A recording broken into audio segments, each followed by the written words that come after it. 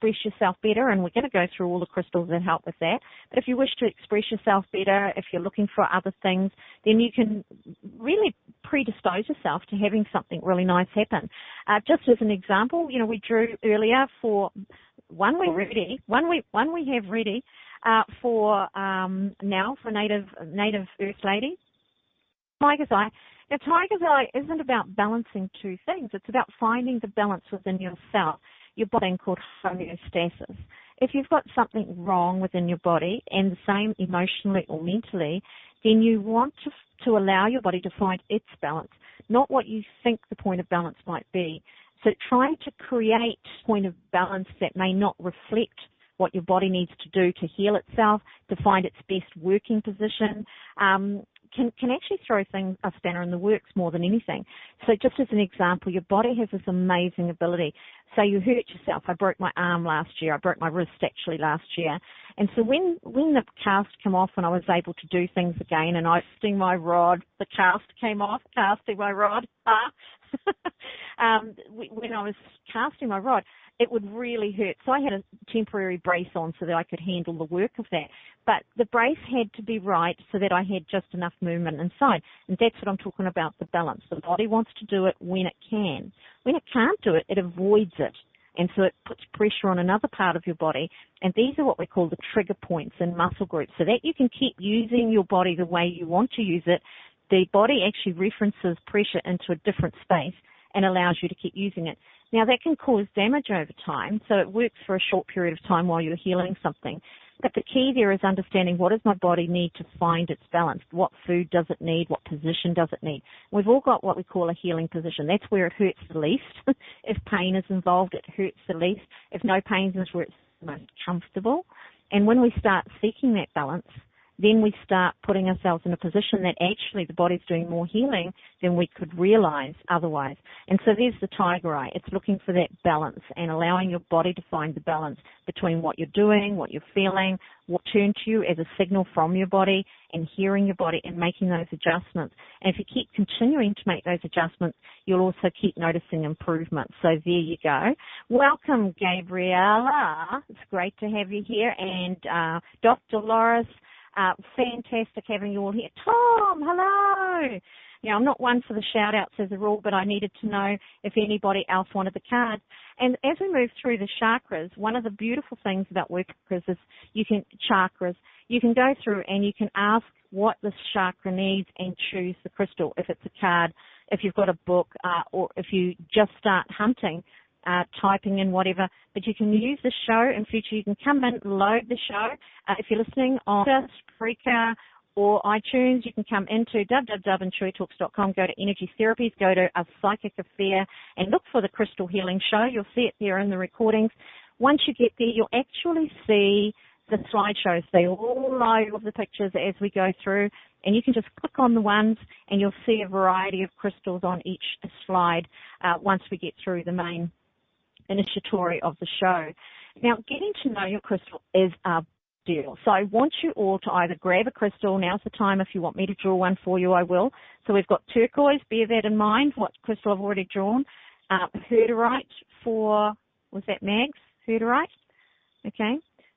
Anybody else want me to draw a crystal from my crystal cards to use for this exercise? You can use it in the earth. You don't have to have the crystal. I know some crystals like herderite are pretty hard to find. They're pretty hard to source. You can actually have a look if you go to.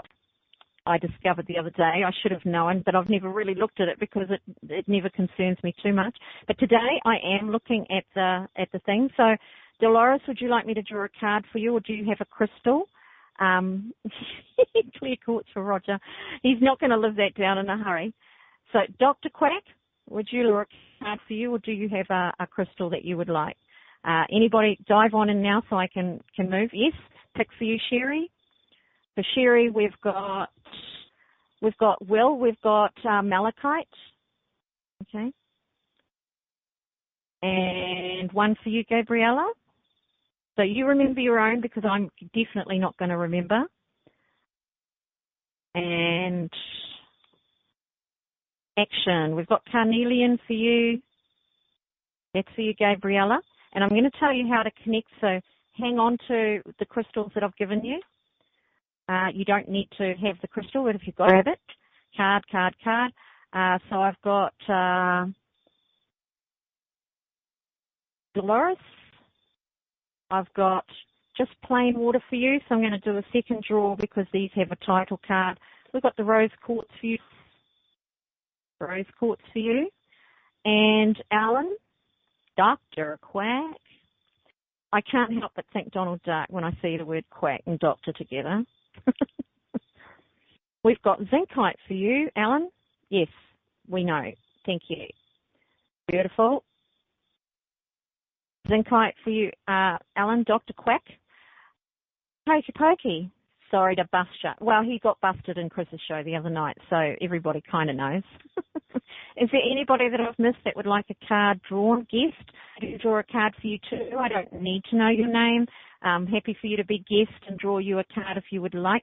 Just pop a yes, please, into the chat, and we're good to go because I think that might be the last draw. Oh, does Tom want a card? Tom. Yes, please, guest. Okie pokey. A card for you. Remember the card that you're drawn. You've got Moonstone, guest. There you go. Moonstone. And Tom's got a K. Oh, he said K. The first time I've drawn for Tom. Here we go. Drawing for Tom. Drum roll, please. Oh, inner peace tourmaline. Pink tourmaline. See that? Now, these crystal cards are beautiful. They're written by Naisha Ashan, and she channeled the information, the way that the cards were put together, and she was asked, it says coffee. Yeah, pink coffee. It's got water. And they're so beautiful. I really do like them. I've had them for years now. She's an American. She's got a healing center in Colorado. Fantastic. So I think I've got everybody. I don't think I've missed everybody. So connecting to crystal, we'll do is simply just close your eyes. And if you're holding it in your hand, great. If you're not, just imagine that this crystal is in your hand. Imagine that you're drawing the energy of the crystal from the earth, and just allow yourself to relax. You're allowing yourself to relax, and you're allowing the energy of the crystal to be flowing. Now, the first thing you're going to do is focus on the name of the crystal. If you know what it looks like, if you've got a picture around you, if you happen to have that crystal, allow your mind to just completely fill with what it looks like. If you don't really know, just say the name in your mind. See the word clear quartz or tourmaline, whatever that word is. See the word in your, and then allow that energy to flow from you into the tourmaline. So this is going out first, always out first from your heart. And so imagine the energy from your heart up into your shoulders, down your arms, and out your hands, and out your fingers, and into the crystal source, out your feet, into the earth, finding, not so much like roots, but like a little vein of energy or veins of energy flowing, just like the veins in your body, to wherever this crystal is in the earth. So even if you've got the crystal, even if you've got the card, if you've got a crystal this big, a tiny little tumbled stone, it's not got a lot of power on its own. That's just true. So you want to draw on the earth's frequencies, and the earth has these frequencies to the max because they're all down there, okie dokie, in huge supply. They get broken up into small pieces for financial reasons and as part of the side of mining. So as you flow that energy down into the earth, and as you flow it down to the source of this energy, this frequency that you need right now, bearing in mind the name of the crystal, or imagining what the crystal looks like in your mind's eye, after a few moments, allow the energy of that crystal to flow back up through your feet or into your, and allow it to flow into your feet, your ankles, up into your knees, up through your thighs, past your hips, into your belly, your body, and then allow it to flow up into your throat and out the crown of your head. So you're allowing this crystal energy to flow up into your body.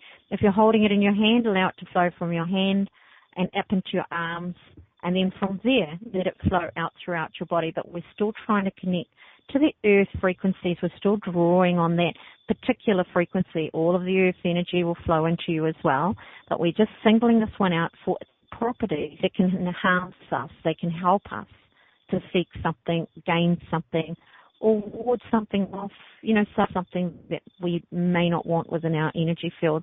And just allow that to flow. Once you start that, you don't really need to do anything after that. Once you get that flowing, you can sit with it, you can have your breakfast, have your cup of coffee, you can do what you like as you move through your day, and that energy will continue to flow. Just a thought, every half an hour, every break you have, if you sit there and just, I want to keep that flowing, imagine that crystal again, and it's sort of like pumping it up. It just keeps it going, it keeps it moving. We're doing everybody's Sherry at this moment. So you got your crystal that we drew for you, right? And so we're connecting to that. But you can always check that back in the archives. You can come back in about half an hour after the show finishes, and you can have a listen to that again so that you get the exercise flowing.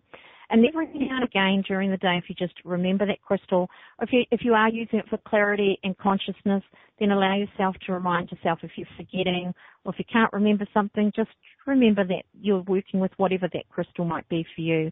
It's a really simple process.